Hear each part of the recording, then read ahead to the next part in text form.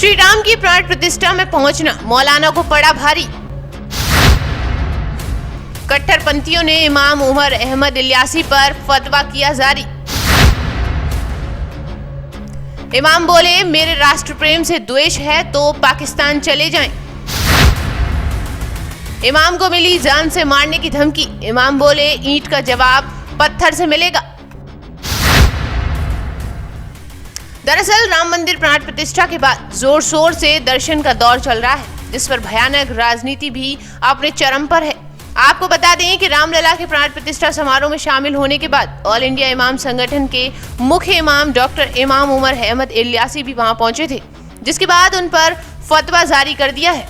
वहीं उनका कहना है कि उन्हें लगातार जान से मारने की धमकियां भी मिल रही हैं। इलियासी ने कहा है कि मुख्य इमाम के रूप में मुझे श्री राम जन्मभूमि तीर्थ क्षेत्र से निमंत्रण मिला है। मैंने 2 दिनों तक विचार किया और फिर देश के लिए सद्भाव के लिए अयोध्या जाने का फैसला किया।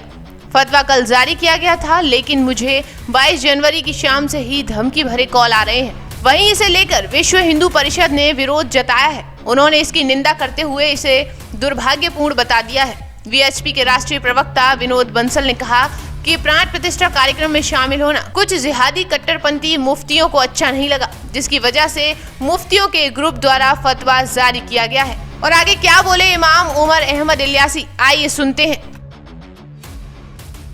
है और क्या वाक्य है? देखिए, मैं राम जन्मभूमि ट्रस्ट के द्वारा मुझे निमंत्रण मिला। ऐसे चीफ इमाम होने के नाते मुझे जाना के लिए मैं 2 दिन तक इस पर बहुत विचार करता रहा कि मुझे क्या करना चाहिए, क्योंकि मेरे लिए मेरी जिंदगी का ये सबसे बड़ा फैसला था। मैंने फिर फैसला ये लिया कि मुझे जाना है आपसी सौहार्द के लिए, अपने देश के लिए, राष्ट्र हित में। ये मैंने फैसला लेते हुए मैं अयोध्या चला गया। वहां जाके तमाम अयोध्या वासियों ने मेरा स्वागत किया। साधु संतों ने मोहब्बत का इजहार किया, इस्तकबाल किया। वहां से मैंने अपना एक पैगाम, जो कि पैगाम मोहब्बत, मैंने वहां से दिया।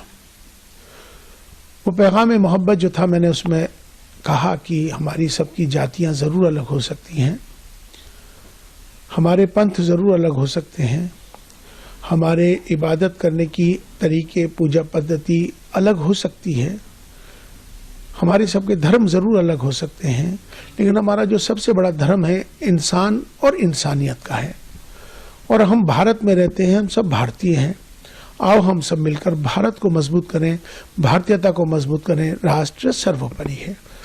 ये पैगाम मोहब्बत जैसे ही दिया, देश के तमाम सारे चैनलों पर, तमाम सोशल मीडिया पर ये मेरा वायरल हो गया।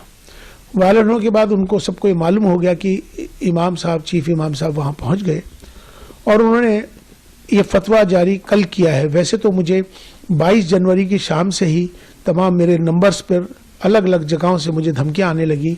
मेरे खिलाफ नफरत अंगेज माहौल बनाने लगे।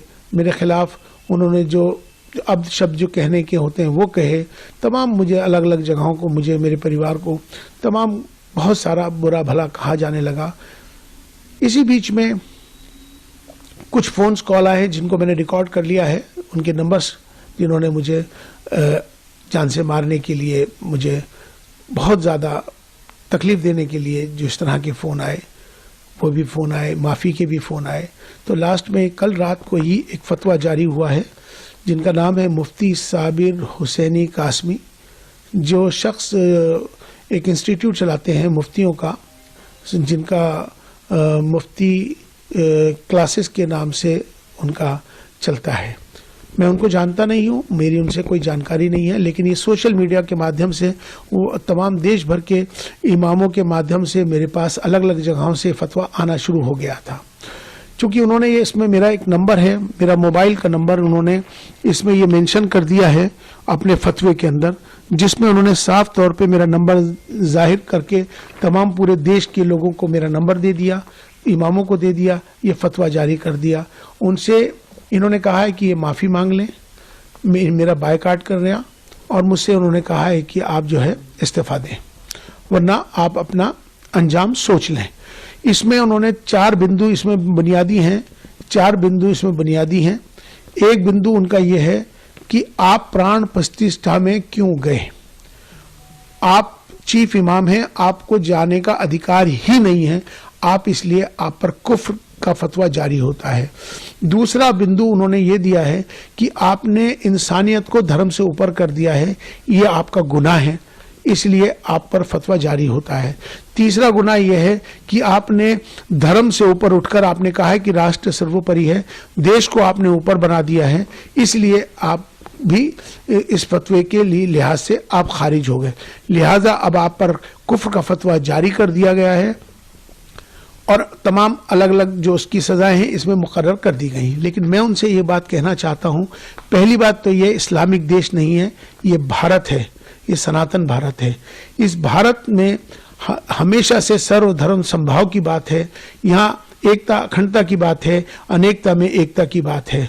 अगर उनको मेरे इस पैगाम मोहब्बत से तकलीफ है, मेरा विरोध कर रहे हैं, तो उनको मुझे लगता है कि अगर मैं राष्ट्र के साथ, देश के साथ अगर प्रेम कर रहा हूँ, मेरा ये दोष है कि मैं अपने देश से प्रेम करता हूँ, मेरा इसलिए विरोध कर रहे हैं, तो मुझे लगता है कि शायद उनको पाकिस्तान चला जाना चाहिए। अब वो लोग जो मुझसे मोहब्बत करते हैं, जो देश से मोहब्बत करते हैं, वो मेरा समर्थन करेंगे।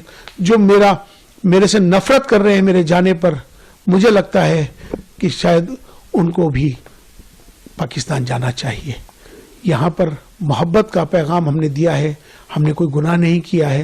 राष्ट्र मंदिर था, हम वहाँ राष्ट्र मंदिर पे गए थे और हमने अपना जो पैगाम दिया, हम उस पैगाम पर अटल हैं।